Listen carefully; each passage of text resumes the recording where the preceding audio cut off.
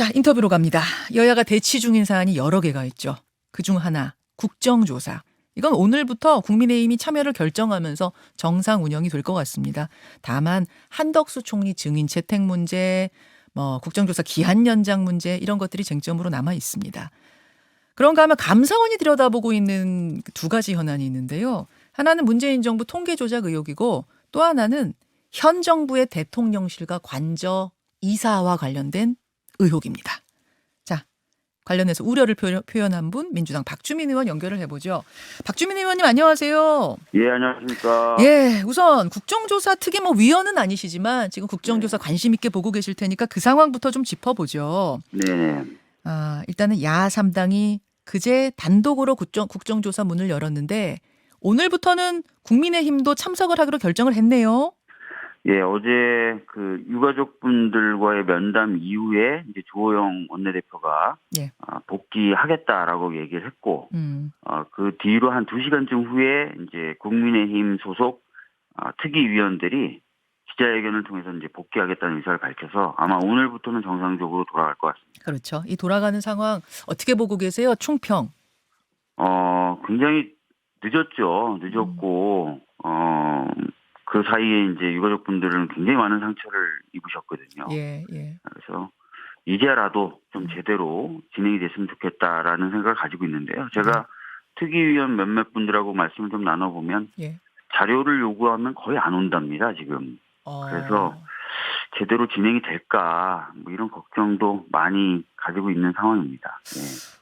그래요. 그러니까 아무튼 이제라도 정상화가 되니까 그나마 다행인데 이게 제대로 진행이 돼야지 말일 텐데 몇 가지 쟁점이 남아 있는 게 이런 거더라고요.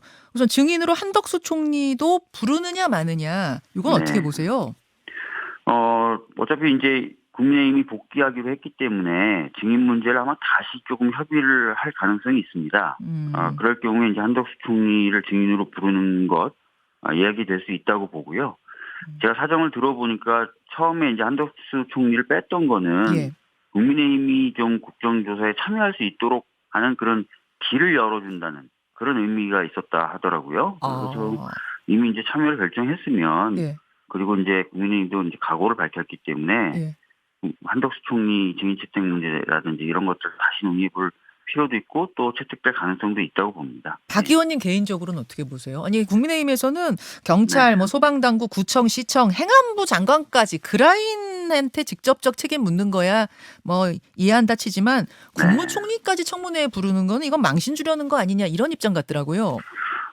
참사의 원인도 그렇지만 참사 이후에 정부의 대응 관련된 부분, 행안부 장관이 직계상 책임을 진다라고 하더라도 또 국무총리가 국정을 이게 총괄하지 않습니까? 그렇기 때문에 물어볼 것이 있다라고 보는 것이 맞을 것 같고요. 그리고 솔직히 말씀드리면은 참사 이후에 이제 한덕수 총리도 적극적으로 정부 입장을 대변해 왔지 않습니까? 그래서 그 과정에서 또 문제도 좀 생겼었고요. 그런 부분에 대해서도 당연히 국회로서는 물어볼 필요가 있다고 봅니다. 물어볼 필요가 있다. 한덕수 총리도 좀 나와서 증인이 됐으면 좋겠다. 이런 말씀. 네. 그런가 하면 엊그제 터진 것이 민주당 신현영 의원의 닥터카 탑승 논란인데요. 네. 일산에 있는 명지병원 의료진을 태운 닥터카가 강변북로를 달리다가 중간에 마포로 빠져서 신현영 의원 부부를 태우고 이태원 현장에 도착을 했다. 이러느냐고 20-30분이 지연됐다. 네. 근데 정작 신 의원이 현장에서 활동을 한 시간은 15분이었다. 이게 또 이제 새로 드러나면서 이 국조특위 위원직 사퇴할 정도 사안이 아닌 거 아니냐 이제 이런 얘기 나옵니다. 어떻게 보세요?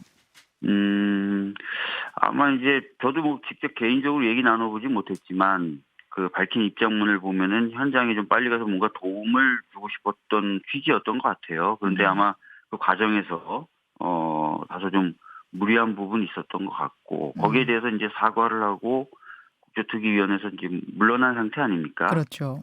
예, 그래서 좀 굉장히 요 상황을 좀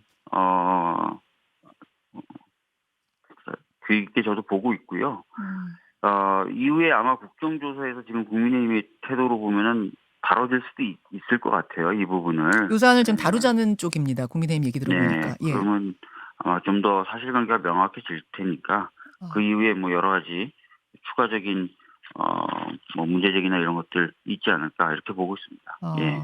지금 의원직 사퇴까지 국민의힘에서는 요구하고 있는데 그건 좀 뭐 과하다고 보세요? 어떠세요? 우선 좀 더 이제 사실관계가 드러날 필요가 있겠죠, 우선. 예. 그리고 아까 잠깐 말씀드렸지만 음. 취지 자체는 현장에 가서 뭔가 도움을 주기 위했던 취지 아니었겠습니까? 그래서 그런 것들이 전반적으로 고려는 돼야 될 것 같습니다. 예. 예, 알겠습니다. 아이 그 남편까지 같이 갔는데 신 의원이 현장에서 찍은 사진, 그 SNS에 올린 사진이 남편이 또 찍어준 거다 이것까지 나오면서 사실은 좀 상황이 네. 처음 해명도 좀 궁색해진 게 아닌가 이런 생각이 들긴 하던데 굳이 왜 그 차를 타셨을까요? 택시 타도 됐을 텐데. 뭐 그런 부분이 이제 조금 밝혀져야 되겠죠.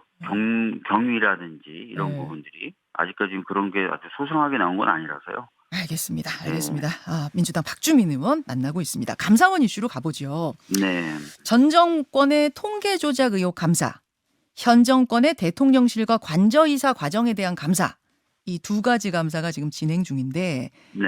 이 중에 통계 조작 의혹은 엊그제 국민의힘 김행 비대위원하고 저희가 짚어봤고요. 네. 대통령실과 관저 이동 관련된 의혹은 요거는 저희가 못 짚어봤는데 어떤 네. 내용입니까? 아시다시피 이제 대통령실을 처음에는 이제 광화문으로 옮기겠다라는 것이 공약 사항이었습니다. 그리고 그렇죠. 당선된 이후에도 이제 그런 부분을 추진하겠다고 했는데 급작스럽게 이제 용산으로 바뀌게 됐죠. 예. 그러면서 이제 여러 기관들 뭐 국방부라든지 이런 여러 기관들이 순차적으로 이전하게 되고 그래서 초기에 말했던 이전 비용보다 계속 이전 비용이 불어나고 있는 상황이고요. 그래서 예. 굉장히 많은 의혹들이 제기가 됐었죠. 이 정책 결정 과정이 어떻게 된 거냐. 그렇죠. 뭐 이런 것부터 시작해서요. 예. 그리고 이제 이전이 결정된 뒤에 이제 공사를 하는 과정에서도 뭐 자격이 없는 업체하고 공사 계약을 체결했다. 뭐 이런 얘기도 계속 나왔었죠. 예, 예. 그래서 이 부분에 대해서 이제 국정감사 때부터 저희 당은 계속 감사가 이루어져야 된다라는 주장을 감사원을 상대로 했고요. 감사원장도 적극적으로 검토하겠다. 네. 때가 되면 하겠다라고 얘기를 했는데 사실 굉장히 오랜 시간을 끌다가 지난 14일에 예. 국민감사 청구로 들어왔던 4개 사항 중에 예. 방금 말씀드렸던 이전 결정 과정에 혹시 불법이 없었는가 예. 하고 그다음에 공사 업체하고 계약 체결하는 과정에 뭔가 불행위가 없었는가 이 두 가지 정도만 감사를 하겠다라고 결정이 났어요. 그래서 14일에 결정이 났다. 그래서 네. 이제 좀 그동안 뭐 소문도 무성하고 의혹도 무성했는데 뭔가 좀 드러나겠구나 했는데 근데 박주민 의원께서 어제 이 감사 반쪽짜리 감사다 이렇게 비판하셨어요. 네. 어떤 부분을 왜 그러냐면 이제 국민감사 청구의 사항이 4가지였는데 그중에 방금 말씀드렸던 것처럼 2가지만 받아들인 겁니다. 나머지 2가지가 뭐냐면 그 채용 의혹도 있었지 않습니까? 채용 의혹도 있었는데 그 부분 빠졌고요. 그 부분 빠졌고 또 이 공사 비용 이전 비용 관련된 책정이나 집행이 제대로 된 것인가 이 부분도 빠졌어요. 예산과 관련된 부분. 예산과 관련된 부분. 그다음에 대통령실 소속 공무원 채용 과정 적법성 여부 맞습니다. 이게 빠졌군요. 예, 거기 채용 관련돼서도 측근과 지인에 의해서 이제 채용이 이루어졌다는 의혹들이 계속 제기됐었는데 그 부분도 빠졌고 이전 비용이 눈덩이처럼 막 불어나고 있다는 우리 당을 비롯한 여러 언론의 지적에 대해서도 감사를 해야 되는데 사실 그게 빠져서 반쪽짜리 아니겠느냐라는 지적 하나 하고요. 또 하나는 워낙 시간을 끌다가 정말 마지못해서 감사를 하겠다고 결정한 것처럼 비춰져서 그나마 감사를 하기로 결정한 것이나마 제대로 하라라는 그런 뜻을 좀 강력하게 전달하기 위해서 했던 겁니다. 예. 왜 그 2가지는 뭐 이왕 할 거면 좀 다 하면 좋은데 왜 또 2가지는 뺐을까요? 왜라고 생각하세요? 뭐 납득이 안 가죠. 예를 들어서 공사비가 이제 이전 관련된 비용이 얼마나 될 것이냐 이 부분은 명확한 기준이 없다라고 하는데 왜 명확한 기준이 없겠습니까? 그 이전 결정을 한 뒤에 추가적으로 기관들이 이전한 것들 계획이 수립됐을 것 아니겠습니까? 뭐 그런 것들에 들어가는 비용들을 체크하면 되는 건데 왜 기준이 없다 그러는지 잘 모르겠고요. 채용 비리 같은 경우도 뭐 공수처 같은 데서나 이런 데서 문제 없다, 뭐 각하했다, 뭐 이렇게 했다는 이유로 자기네들도 안 하겠다는 건데 아니 수사와 감사가 똑같으니까. 그러니까 약간 저희들은 이해할 수 없는 부분들이 있죠. 예. 알겠습니다. 아무튼 이제 그동안 대통령실 이전 과정, 관저 이전 과정과 관련해서 뭐 여러 이야기들 뭐가 진짜인지 뭐가 가짜인지도 알 수 없을 만큼 쏟아졌던 그것들이 좀 이번에 투명하게 가려졌으면 좋겠어요. 그런데 뭐 대부분의 그 시민분들의 반응, 그러니까 기사에 달린 댓글이나 이런 것들을 보면 현 정부를 상대로 감사원이 제대로 감사하겠냐, 지금까지 태도를 보면 특히 감사원장이 뭐 국회에 나와서 대통령을 지원하는 기관이다 뭐 이렇게 얘기를 하기도 하고 한 상황에서 그래서 걱정이 좀 많습니다. 예. 저 부지 결정 과정도 이번에 들여다본다고 했는데 무슨 특정 종교인이 개입을 했느니 마느니 이런 소문들도 굉장히 떠돌아다녔잖아요. 이 부분에 대해서 감사가 이루어지는 겁니까? 지금 감사 사항으로만 보면 정책 결정, 그러니까 그 대통령실 이전에 관련된 결정, 정책 결정 과정이나 이런 부분을 보겠다는 거니까 그런 부분도 볼 수는 있겠죠. 예, 감사원이 마음만 먹는다면. 예. 아, 마음만 먹는다면? 네네네. 예. 마음을 먹을 것 같습니까? 제가 방금 전에 시민들의 우려라는 취지로 제 우려도 같이 전달해드렸던 거거든요. 그렇습니까? 과연 얼마나 의지 있게 할지 저희들이 계속 감시하고 독촉하겠습니다. 예. 사실은 이제 감사원이 전 정권이든 현 정권이든 어느 쪽에도 뭐 눈치 안 보고 투명하게 그 일을 하라고 독립적으로 유지되는 기구인 거니까요. 그렇게 해야 될 텐데 맞습니다. 이 부분은 어떻게 보세요? 문재인 정권 통계청, 그러니까 통계 조작 의혹에 대해서도 감사원이 들여다보고 있습니다. 네. 그러니까 그 당시에 이제 황 통계청장이 소주성 관련된 통계를 내놨는데 이게 저 소주성 정책에 반하는 내용이 나오자, 별로 좋지 않은 내용이 나오자 청와대 홍장표 수석이 다시 조사를 하라고 이제 친구한테 줬다는 거 아닙니까? 그 데이터를 이제 감사원 내 조사에 따르면 그러고 나서 그 친구 강신욱 한국사회보건연구원 연구위원이 후임 통계청장이 됐다. 요 스토리인데요. 이게 또 실제라면 이것도 큰 문제 아니겠습니까? 뭔가 이제 통계를 조작을 하려고 했다라고 한다면 이제 큰 이겠습니다. 예. 근데 이제 어젠가요? 원희룡 장관이 얘기한 뭐 주택가격 통계 조작 의혹 이런 것들 잠깐 보면 과연 가능한 의혹인가라는 생각도 들어요. 왜냐면은 주택가격 같은 경우는 이미 보도 보셔서 아시겠지만 한 300명이 표본을 추출하는데 어떤 집이 오르고 어떤 집이 떨어질지를 미리 판단해서 통계를 삼는 표본으로 정한다. 그것이 그 과정을 미리 다 예측이 가능해야 사실 조작이 가능한 거 아니겠습니까? 그래서 그런 의혹 제기가 좀 가능한 건지. 부동산과 관련된 그 국토부와 KB 조사 엇갈렸던 거, 그거는 지금 말씀하신 것처럼 어떤 샘플을 채취했느냐에 따라 다를 수 있을 것 같아요. 그건 그런데 이 통계청에서의 요 발표, 소주성 관련된 거는 이거는 정말 통계청이 내놨는데 그게 마음에 안 들어서 바꿨다. 청장까지 바꿔버렸다. 이렇게 된다 그러면 이건 조금 다른 차원인 것 같긴 해서요.